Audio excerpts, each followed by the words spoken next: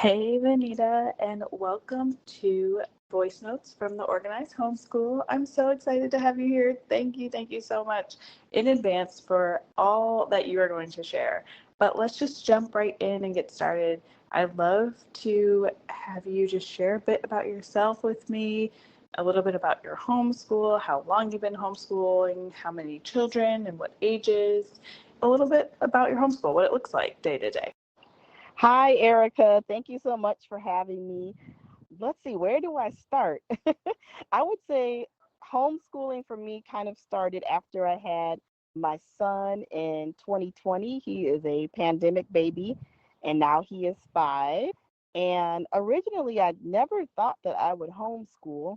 We did try a Montessori school program, but that did not just work for our family. I love Montessori, and I have an older daughter. She attended Montessori, but the school itself was just not a good fit for my son. So, anyhow, that's when I began to homeschool, so to speak, in a more formal way. So, each day, our homeschool day looks different. After my son was born, I started out working virtually for companies like OutSchool. Then I worked for another online school that specifically aimed their program at homeschool families. And that was very interesting to me and helped me somewhat shape my homeschool day. I would like to say that each day is a little bit different because my boys are 5 and 2. So I'm often fitting school in around my 2-year-old's nap schedule. So sometimes that's the way the day goes. Or I'm also homeschooling around my own teaching schedule because I do teach homeschool families virtually and do tutoring. So that also plays a big factor in our day. But for the most part, he wakes up between 8:30 and 9. We'll do like fruit and things in the morning. He's not a big breakfast person. And then we will go ahead and get dressed. We usually do some type of story time or outside time in the morning. And then we will have lunch. And then after lunch, my 2-year-old takes a nap. And then that's when I dive into his one on one homeschooling time.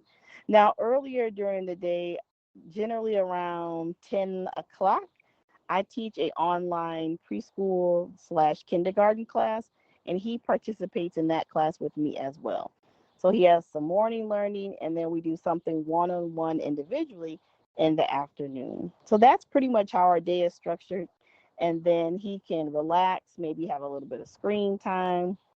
They have an afternoon snack, all the regular things. And then probably we go back outside. Like right now, we're outside before dinner so that after dinner we can just take our baths and head to bed. Hopefully that answers your question. Okay, yes, this is so good. Thank you for sharing. And we have almost similar ages. So I have a 5-year-old. He was born in 2019, though, but in August, so closer-ish to the end of the year. And then I have a 1-year-old. So homeschooling during nap time definitely is a thing for me too. And I would love to hear more about how you balance working for OutSchool and homeschooling. You started to give a little bit of like, okay, well, he gets to participate in some of the OutSchool, but like it sounds like you have tutoring and stuff. So like, how do you balance those things and stay organized with all of the different roles and things you have? Whoa, staying organized. That's actually something that I'm currently still trying to figure out. I would say one thing that helps me is to have a calendar. Yes, I have about 3 calendars, and those calendars help me. So I currently don't teach any classes on OutSchool. I teach them all on my own platform now for Little Bean Learning. And so I have a Little Bean Learning calendar, and then I have a family calendar, and then I have like just a personal calendar, which is like, for my household, with bills and all that kind of fun stuff. And that's what really helps me stay organized. I also plan lessons pretty much, I would say, a month in advance.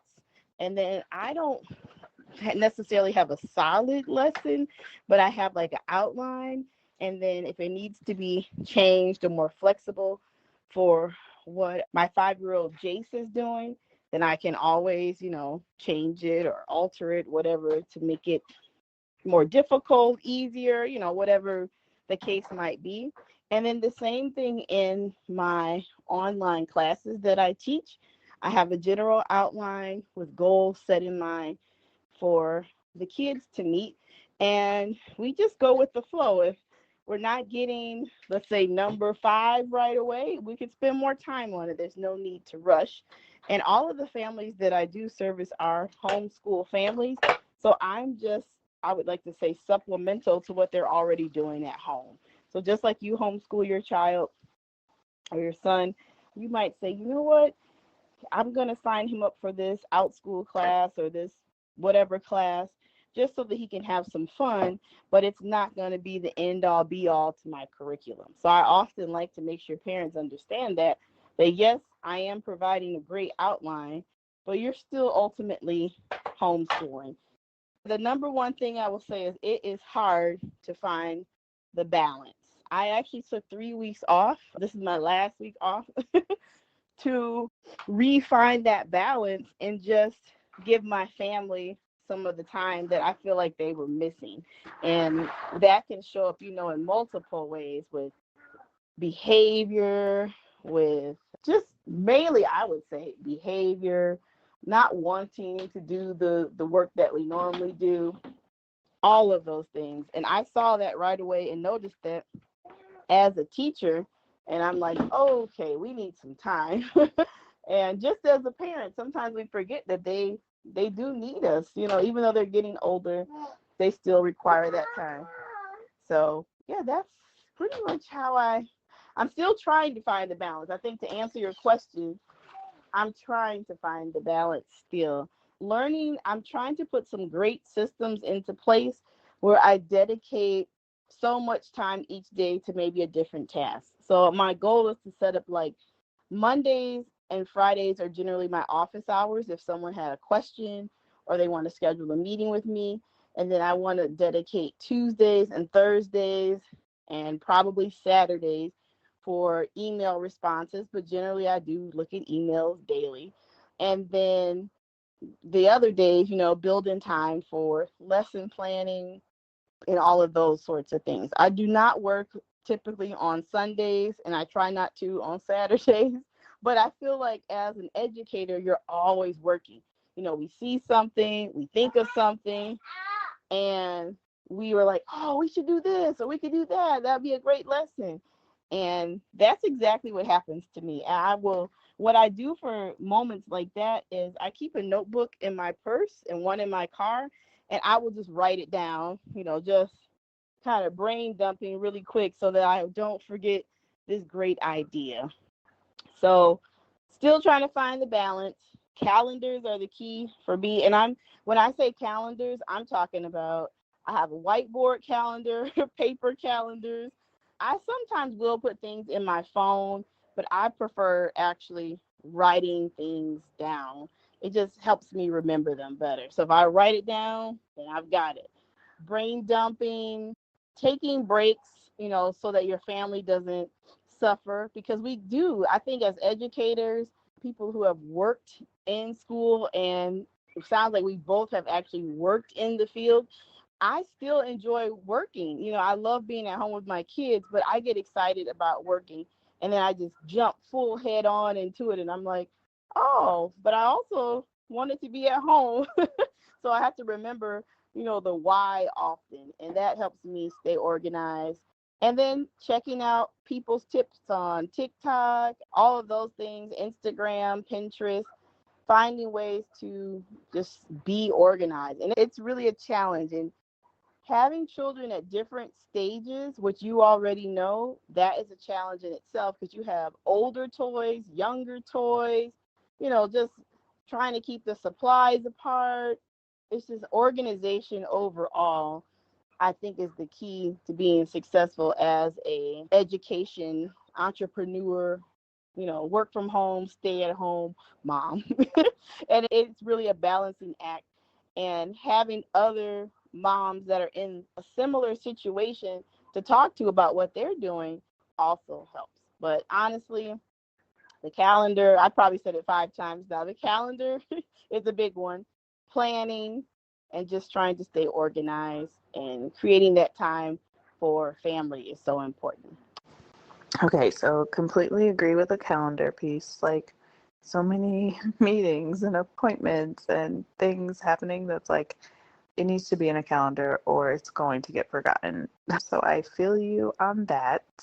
And also the whole toys situation with older kids and younger kids. Like, there's some toys they share, like they both play with the magnetiles, they both play with certain blocks, the cars they'll both play with, but then there are, specific toys that are very young for the 1 year old. And then the 5 year old is playing with like regular size Legos, which of course the 1 year old can't have. So just an example. But it's just a lot. And I aspire someday to be the mom who has a really structured system for toy rotations, because I can totally see that. We moved recently and we ended up just putting some, like, our son had a bunch of big toys and we are like, this is just too much for all the big toys to be, upstairs. So we put some in the basement, and he's recently like gone down to the basement and grabbed a couple, and it's like a brand new toy. Like, he's playing with it more than he was before we put it down in the basement. So one day I might be the mom who comes up with like a really good toy rotation station or system, not even comes up with, but uses it. Or, they'll outgrow this stage and we'll just keep moving forward. But I'm curious to know curriculum you're using. And I know I asked about organization and you talked about planning out a month in advance, but if there's anything else with planning, definitely love to hear what that looks like for you. Very good points about the toys. I was thinking about that too, that my sons both share like their Hot Wheels, magnetiles, blocks, and things of those nature. So that's true. Some toys are definitely shared. Now, as far as organization, something else that helps is using baskets. I don't know if you're a fan of baskets, but I use the baskets to organize toys or units or things of that nature so that I use the baskets to organize activities, or I have a basket for like weekly work, so to speak. So for my 5 year old, I'll put everything in there that I want him to work on that week. And then we usually, I would say, go to the basket together. Now, sometimes I'll say, go to the basket and take out this blue folder, and we're going to work on this today. But for the most part, there is some independent work in there, but also something that we will probably work on together. So, baskets help. Of course, I'm glad that you also love the calendar. And then I would say probably the last thing I would mention, oh, about the toy rotation, is that we do have some like large cabinets in our living room, and I use those for materials that have to be worked with mommy. So if it's something like a really detailed puzzle or a game or just a toy that maybe requires a little bit more attention, and we're not just going to play with it and hope that it works out, I do try to rotate those things in my cabinet. So I do suggest that. I love the basement story because that often happens. You put things away and then they forget about them, and then when they see them again, it's like, oh, I got a new toy. No. So that does help. Hopefully one day I will have a solid toy rotation system as well. As far as curriculum for the fall, we will be using Wild Math, and then we will also be using Wild Reading Level 1.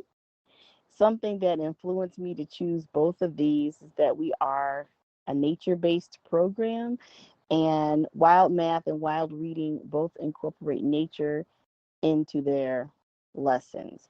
And so far, just reading through it has been absolutely beautiful. And I can also see different ways that you could actually adapt the lessons, especially in the reading for different ability levels as well. So we'll be using those. I'll have to look in my bag. I have the other one that we're using as well. And then we'll also be using handwriting without tears. But I will get back to you with the third piece of our nature-based curriculum. I just can't think of the name off the top of my head. Okay, these are really good reminders, and absolutely to the baskets. We have those IKEA cube shelves with baskets, and I love them because all the toys go in there and you can't see them. You know, when they're all put away, it's all nice and concealed and cleaned up. So I am with you on the baskets and how you organize things that are like, these are the baskets you can go into by yourself, and these are the ones where you need mom support. So smart. So, okay, thank you for sharing about your curriculum. I would love to know how you decided on your curriculum. And I know you said that it was nature because of nature based, but like, how did you get there? And how did you get there to know that you wanted to be nature based homeschool? Because when you're first figuring it out, I know, at least from my experience, it's like there's a lot of options and it can be a little overwhelming of what type of homeschool I am going to go with and how do I get to the decisions around that. Like, how did you decide the kind of homeschool you'd have? And then was it easy to then decide the curriculum? Did you do research? Did you find like a couple different nature-based ones and then pick one? What was the process for that? I would love to know. Thanks. I just remembered that the other curriculum is called Project Wet, and it is designed for schools. And I received the curriculum actually for free from attending a nature-based teacher conference. What a gem it is to have. But it is something you would, of course, Google and look at, but you're not able to purchase it unless it's like an organization or a school. So that was very nice of them to share that with us. The process of deciding to become nature-based was not initial at all.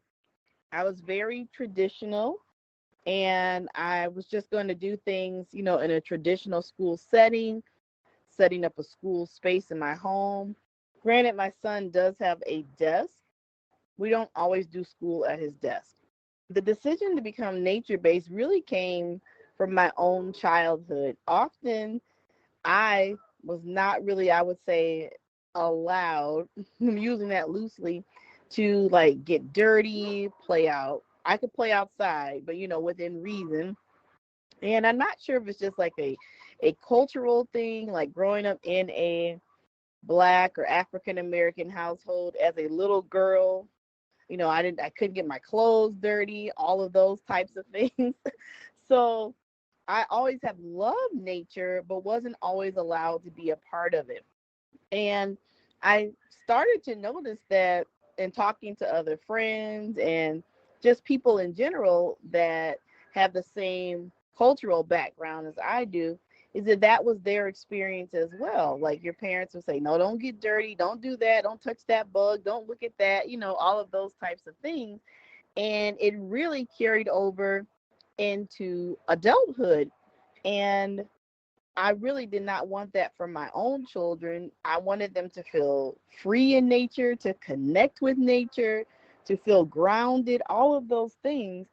And I also feel like when they are outside, they seem to just feel better. They even learn better to me when they are able to touch, see, and feel what is all around them. And it just made me think like nature based is great. I had a wonderful opportunity to go to a conference in Atlanta, Georgia.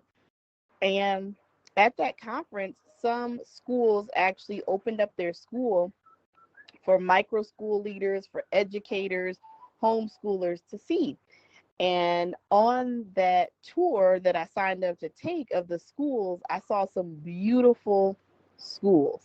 And not all of them were nature based, but I believe two of the ones that we did visit were nature based.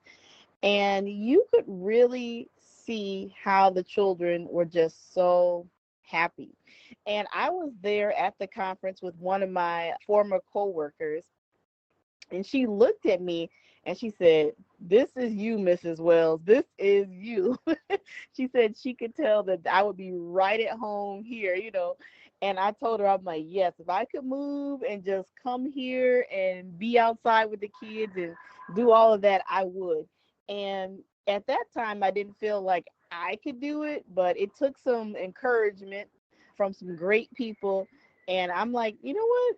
I can do that. So that's part of my inspiration, my childhood, that wonderful conference that I went to, and seeing what other educators are doing, incorporating nature into their curriculum.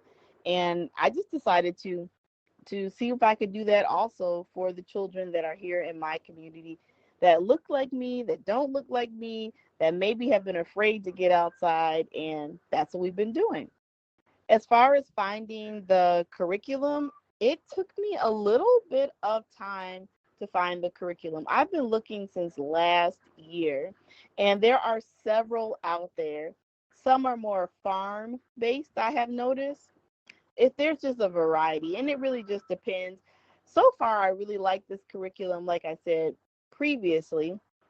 And this one, I feel, even with the curriculum as an outline, I can still add my own teacher touch, so to speak, and make it flexible and fit and work for all of the children. So that's what I'm most excited about, because all of the children are not starting on the same level. In the fall, I'll be working with a mixed age group of children, and some are at the beginning, I would say, at kindergarten level, just learning their letters and their numbers and starting to learn sounds. And then there are others that are able to add and subtract. So with the curriculum, you're able to modify it, which is what is really important to me. So that's how I got to nature based. Never thought I would be here, but I am glad that I'm here. It has been quite a journey. The kids love it. And I actually enjoy it myself as well. If we feel ourselves getting anxious from being inside all day, or just like, pent up, we go take a walk. We walk the dog, we go sit outside in the backyard, and it just helps us to reconnect and regulate our body. So it is a pretty cool thing. Okay, yes, it definitely does sound cool. And I am laughing about the piece around, being Black in America, and maybe it's just that upbringing. I, identify as a Black woman, and really my first level identification is I'm multiracial woman, because my mom is white, my dad is Black, but I was raised by my mom and my grandmother. And my grandmother lived in a house where I got to go outside. She had a creek in the back. A lot of people call it creek. We call it crick. I don't know. But a running water that I went swimming in all the time, literally slimy rocks, very much outside. And that was just felt normal to me. So I was outside. I don't remember ever being told, like I said, two white women basically raising me, my grandmother and my mom. I don't ever remember being told don't get messy, anything like that. But I never was the kid to play in the mud either. I don't think. I don't have memories of that. So, but I definitely would be outside, like I said, swimming in the creek, across the slimy rocks type of thing. But what's funny now is raising our children. My husband, who is Black, he is the one who's don't get your sneakers dirty. Oh, you're making a mess. Don't, no, you're not playing in the dirt. I've had to be let him. He's 5. He wants to make a mud pie. He wants to dig and do construction in his little construction site over there in the dirt. It's okay. And there's been times when we'll come home and my son will be gross. Not horrible, but he will be messy. And I could just see my husband being internally, don't say anything, because he was raised by 2 Black parents. And I'm pretty sure it's his dad's you present yourself well, you take care of your things, which all are really great qualities. But it's just funny, us being in our house, we definitely have 2 different viewpoints. And he's coming around to it and, letting us explore and be in nature and do other things even more. But that is funny. I love that you got to take a tour of schools. As a former school leader, I took a lot of tours too. And it's always just so cool to see children thriving and like in their element and see great things happening, and so inspirational, and it helps you believe that you can do it too. So I'm glad that you had that experience, and now that you're able to provide this experience for your children. Now, you mentioned a couple of times like for the kids in your community. I know you said you're an outschool teacher. My understanding is outschool is virtual. Do you have a like micro school? Do you teach more than just your children for homeschooling? I don't know if I missed that in your beginning messages, so I apologize. But like clear that up for me, and then we'll go from there. I definitely can understand your husband's upbringing. And I think it's kind of cool that you guys both had a different upbringing. So to have that balance there for your children. But so I don't work for OutSchool anymore. When I first started my virtual teaching experience, it was with OutSchool. And then I branched out to like a private company. And now I have my own business, and that's Little Bean Learning. And Little Bean Learning, I guess technically is a micro school, kind of ran more like a co-op, I guess. It's a blend of a micro school and a co-op, and we are nature based. So I do teach more than just my children. Virtually, I have 7 children that I teach. And then in person, it just really varies. But usually there's about 6 children that join us for different events. So in the fall, starting in September, we're officially like a in-person micro school. We'll be meeting at a park 3 days a week, and just for about 2.5 hours. And we'll be doing the wild math curriculum, the wild reading curriculum, nature walks, just all of that, all the things, should I say, that you would normally do as you gather together. Now, we'll also offer music class twice a month, which is no additional cost to the families, and we'll do that. And then I'm also looking to add a Spanish or a language component as well for the children. So, yeah. So I used to work for OutSchool, not anymore. Then I went to a private company, and then I started my own company in 2024. Okay, thank you for clarifying that. And I knew this because I always see Little Bean Learning coming across my TikTok friends or For You page, and I knew that. So that's so cool. I would love to know how you're planning. So you have 7 children with you, and you're planning for all of them, and then, virtual as well. So what does that planning process look like for you? And staying organized with all the different lessons and the kids and different things, additional music and additional language component, which may be outsourced to someone else. But I'd love to know how you're staying organized with all of it and planning all of it. All right. The planning process is a lot. So basically, I plan things based off of different units that I want to cover. Some of it based upon, of course, the curriculum, and then just things that the children have interest in or have shown interest in. And then I try to plan around that. Of course, we don't always get to everything, but I try to cover a majority of, what they want to know or learn about. So, say for instance, we've been on farming, it feels like forever, but that's something they've really been interested in. So, we just went with that. And I use it in planning math lessons or language lessons, reading, all sorts of things. And we play farm games, sing farm songs. So we just kind of roll with what they're interested in. Now, I start off with a general idea of what I would like to cover for the year, and as far as like themes or things of that nature, and then I kind of go from there. Definitely, I try to see how I can take the curriculum like wild math and incorporate maybe a math lesson with the theme. Or sometimes we just do whatever the math lesson is doing. So, and that's fine with me as well. Now, how I stay organized is that this is my first year with like actual in person classes. So I'm just using different color folders.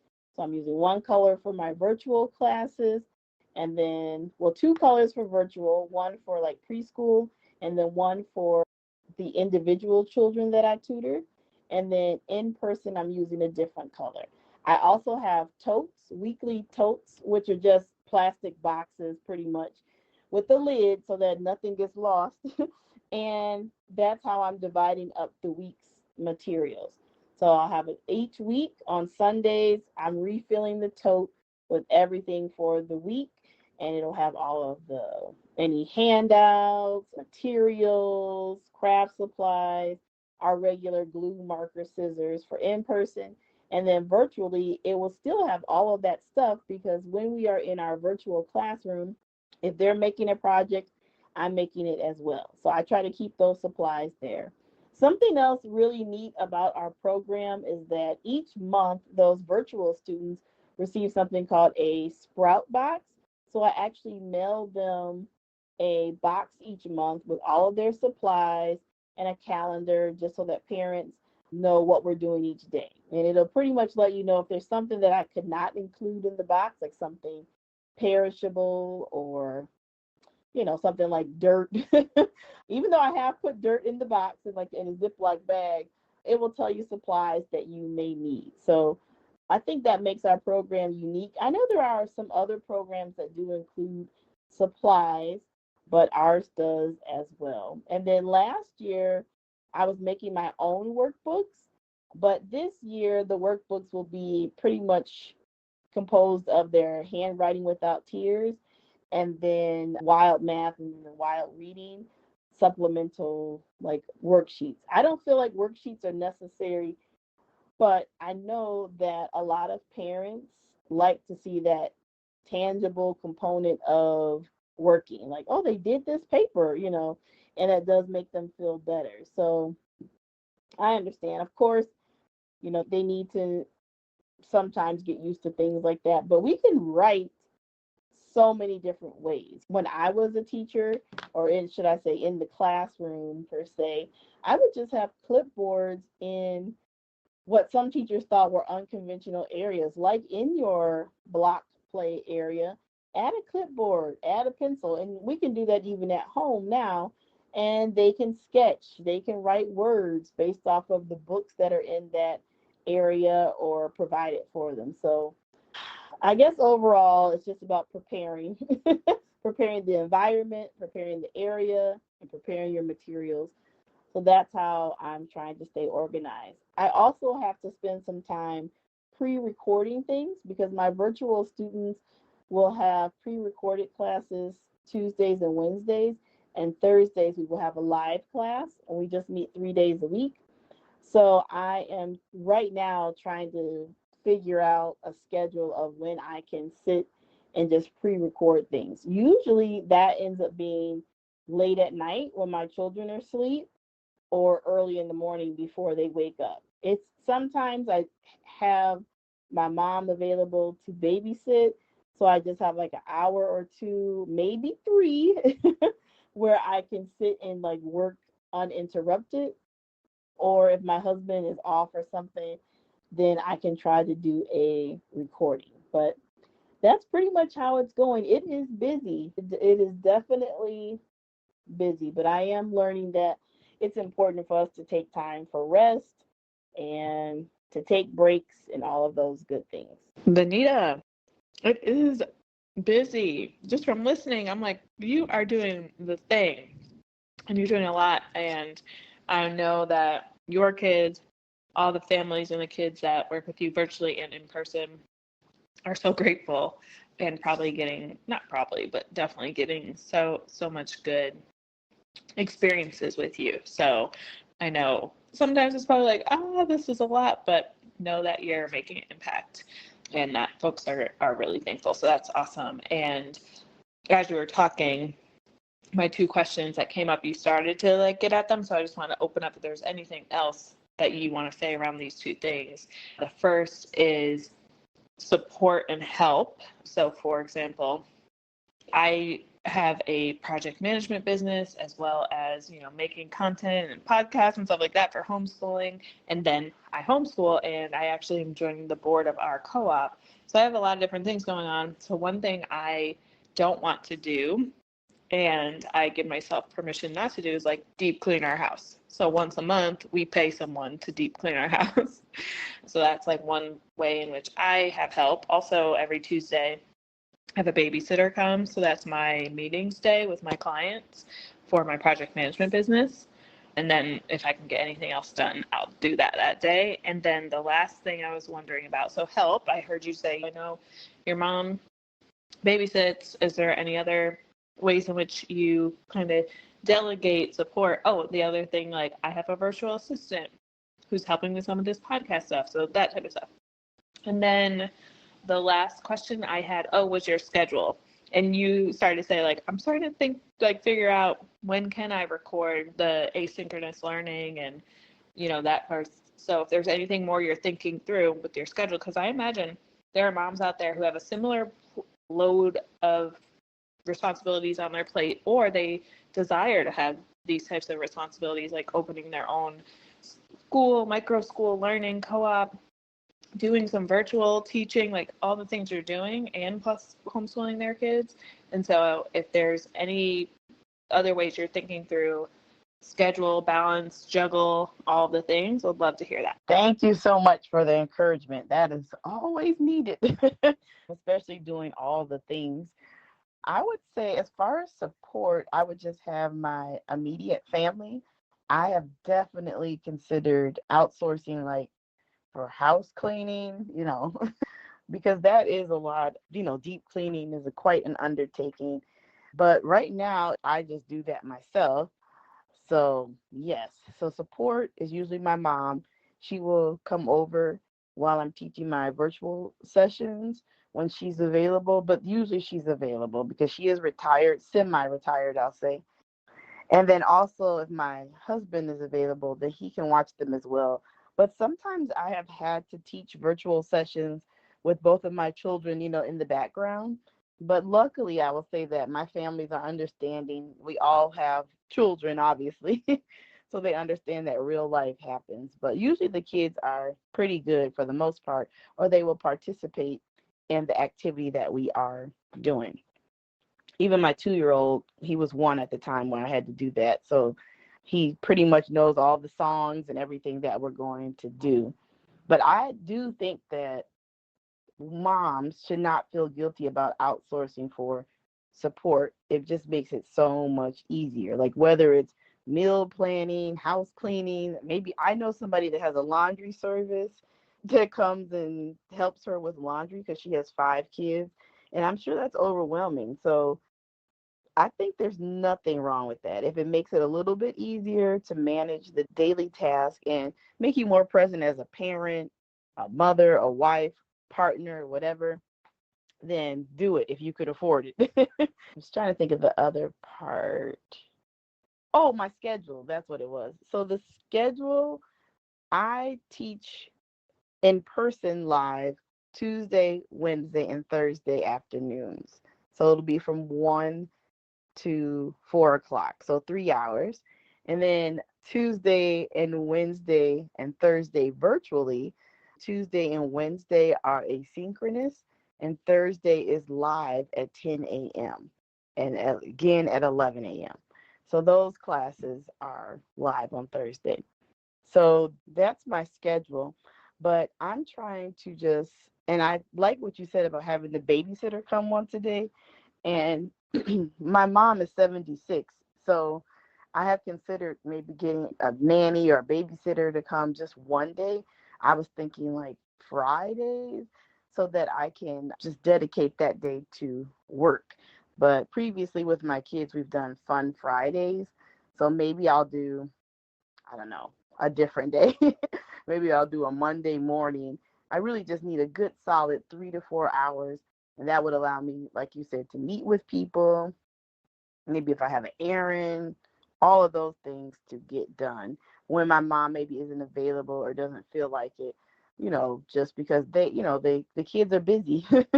So that's what I would say about my schedule, but just finding that balance because, sometimes it'll work for a while and then you have to switch it up again because of whatever reason. So finding that balance and not trying to like overwork because you have a lot of things going too, which is really, really great.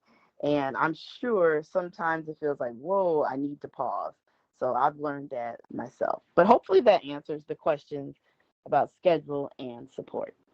Okay, yes, this is also good. And I really like the point that you made around how you switch it up when you need to, because sometimes something will work for a little bit of time and then you'll need to switch it up because it doesn't work anymore because life happened or just because your kids are growing and learning different things or whatever the situation is. So I'm wondering if you have any reflection process, a process for reflecting on what's working, what's not working, and then determining from there what your next steps might be. Do you have any structure to that? I don't think that I have ever actually thought about the reflection process. Maybe one way that I do that is specifically for the kids would be like at assessment time, very, I would say, child friendly assessment. Nothing that's going to be stressful, like a computer driven test or something like that. That's one time that I reflect. But then I would say, like, personally, just reflecting when I write down in my journal. So that's a good time for me to see maybe what's working, what's not working on a personal and professional level, just a little mix of both. So for the kids, I would say assessment time. And then just asking them what went well, what did not go well, what would you like to see more of. And as you already know, children are honest. So they share with me their thoughts, and I always take those into consideration with planning and moving forward and seeing what we can change. And that's actually how I was able to come up with that we needed something different as far as curriculum, just because it was working, like they're learning, of course, but it wasn't always fun. And it wasn't also connected with our mission. So I'm like, well, we have to find something else. There has to be something else that we can do. And that's how we got here.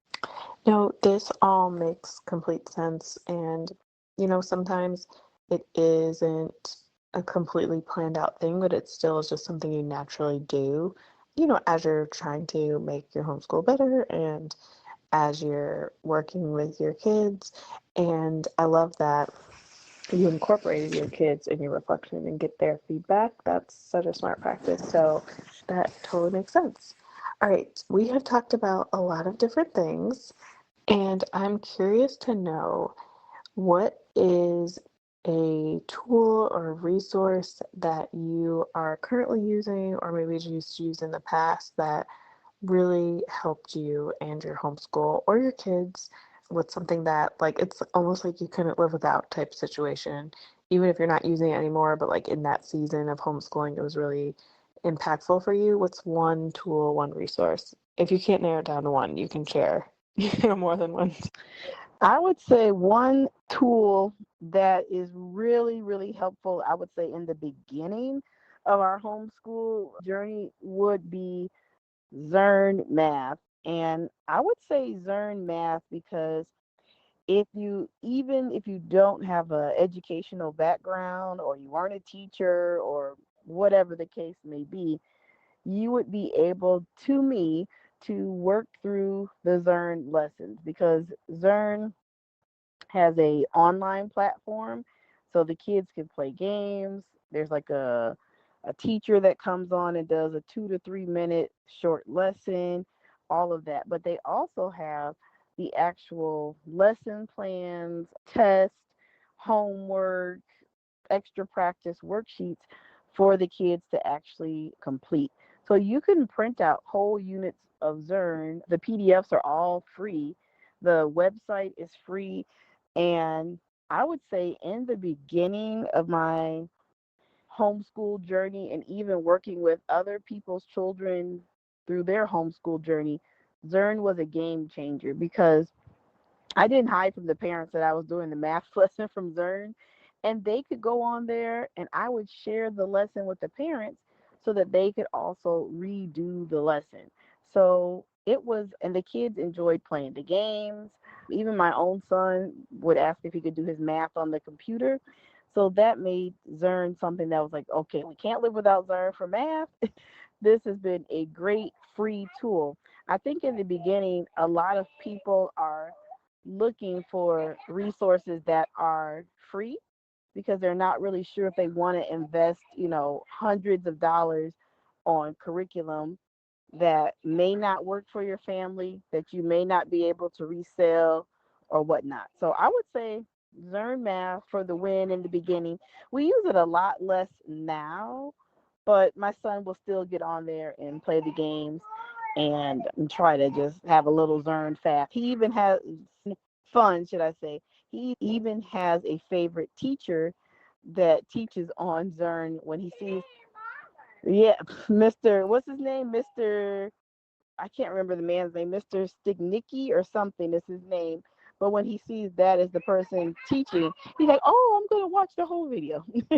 So it's been a great resource for us. Okay, that is such a good resource, especially because it's free. And you made a great point. In the beginning, it's a little scary to spend all this money on resources because you're like, am I going to like this? Is this going to work for my child? Or is my child going to like this? And so, the free resources are always great to test out, see what you like, see what your child likes, and then you can try to, if you want to invest, find things that are similar to those things that work for you all. So thank you for sharing that. We'll definitely link it below in the show notes so that everyone who's listening can take a look and see if it may be able to help them. All right, Vanita, we have talked about so much stuff, but I do want to open it up to you if there's anything that we didn't get to talk about, any last thing you wanted to share, definitely you can share that now. Or if there's nothing else, then let's just end with, your greatest piece of advice for two people. One person who wants to homeschool and what's your biggest piece of advice for them? And then a second person who wants to homeschool or maybe is homeschooling but wants to do something similar to you where you're, building this community and, you have Little Bean Learning now. And so what piece of advice would you give to someone who wants to create something like that for their community and their child and other children? I don't think there's anything that I haven't shared. I was trying to think. And then when I heard your closing questions, it kind of went along with what I was going to say. So, the first thing I would say, as far as advice that I would give to someone that might be new to homeschooling, is to one, think about why you want to homeschool, set some goals for your family.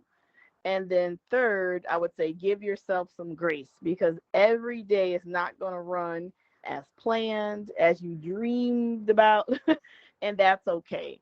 So I think that's really important that we're not trying to create school at home, but we are educating our children at home. So that really changed my perspective a lot about homeschooling.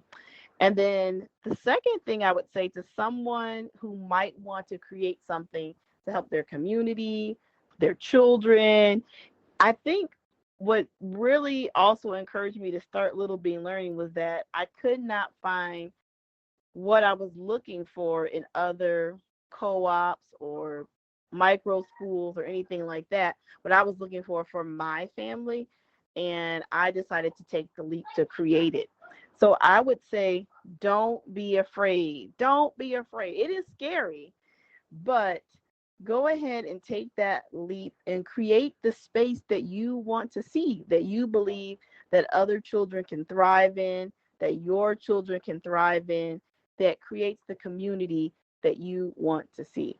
And it won't be a fit for everyone. You might see some people once, you might see them every week, you might build lifelong friendships, but you won't know unless you try. So create what you can't find, what you can't see. And I think that's how a lot of wonderful, wonderful spaces, content creators all get started, because there is a gap in something that we're seeing that's missing. And we're like, hey, I can add this to that. So take the leap, take the jump, whatever you have to do, push yourself and go ahead and start it. Just because there's one does not mean there cannot be another, because there's something unique about us all that will make our space a little bit different. So that's what I had to tell myself when I was beginning Little Bean Learning. I was nervous, definitely was, but there are some really great people that support me and have continued supporting me along this journey. So I guess that would be the last part. Surround yourself with people that want to see you win and that are there for encouragement.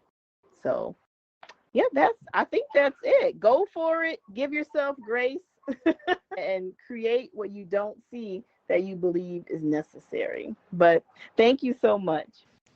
Yes, thank you, Vanita, for the last pieces of advice. Was so good. Like, do it even if you are, have that nervousness or fear. Like, do it through the fear. Surround yourself with people who are going to support you and cheer you on. And there's always room. There's always room for whatever it is that you want to do, especially if it's homeschooling. Like, go for it. You will figure it out. There's so many resources. And I hope that this podcast, and I know that this conversation is a great resource. So you're in the right place.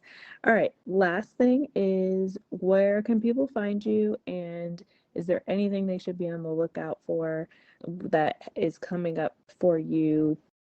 Your episode will be released in, just look at the date, early September. So anything in, fall, or just where can they find you to connect with you if they have more questions or just want to follow your journey and chat with you? You are very welcome, and I'm so glad to be a part of this podcast and just to be a resource for others. If people would like to connect with me, Mrs. Wells, or with Little Bean Learning, they can find us on TikTok, Instagram, Facebook, and YouTube, all under the name Little Bean Learning. And we would love to connect, even if it's just for resources. We appreciate the support. If you need help, any of that, just reach out. I would be happy to chat with anyone. Something to look forward to for Little Bean Learning. I am so excited. We have been working really, really hard and still are working to raise funds to allow our virtual, our in-person students to meet. And we are planning a Little Bean Learning retreat in New Orleans, Louisiana. And one of the reasons why we chose New Orleans is because we have been studying the rich history of New Orleans. So throughout all of last school year, we studied the history of New Orleans, how it came to be, who are the native people, native food, native tongues, all of it. And I thought that would be a great place for us to meet. It's not necessarily the middle for everyone, but it's something that the children have learned about. While we are there, our goal is to connect with history, to connect with nature, and to connect with people who are from there that are also homeschooling. So if you know of anybody that homeschools or has a co-op in New Orleans, or if you have one, please reach out, because we would love to do something together while we are there. And that is during the month of October, the third weekend in October. We will be there, Little Bean Learning.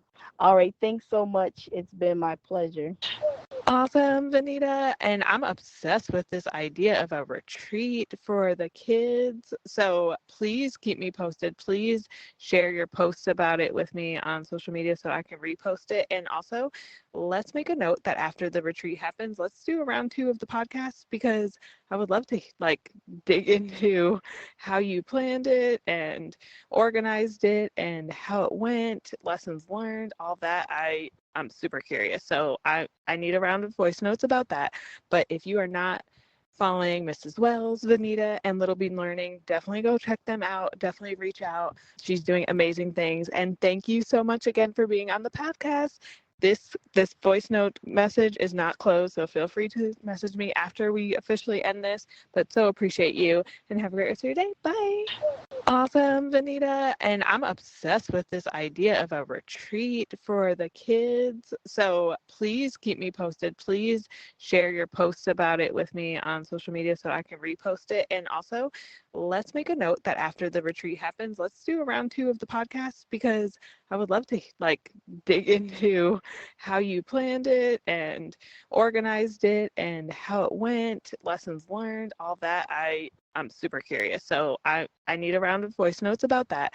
But if you are not following Mrs. Wells, Vanita, and Little Bean Learning, definitely go check them out. Definitely reach out. She's doing amazing things. And thank you so much again for being on the podcast. This voice note message is not closed, so feel free to message me after we officially end this. But so appreciate you and have a great rest of your day. Bye.